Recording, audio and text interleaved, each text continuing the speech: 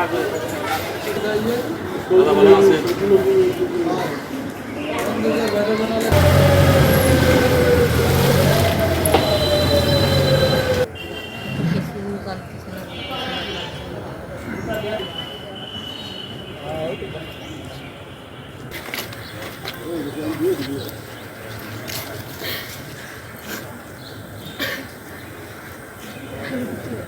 আমি আমি তো এখানে মাত্র দেখলাম। আমি রাত্রে যখন গেছি তখন আমার কেউ দেখতে দেয়নি।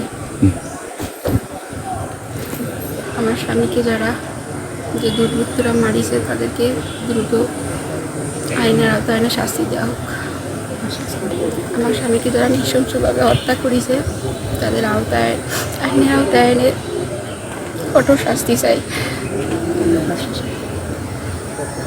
আমার কেউ নেই, আমার 3টা ছোটো ছোটো বাচ্চা, আমার স্বামী ছাড়া আর কেউ নেই। আমি এখন তাকে ছাড়া অসহায় পড়েছি।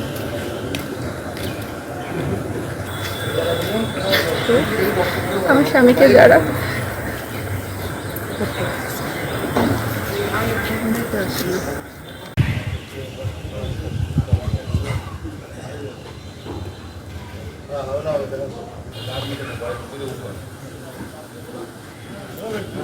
এই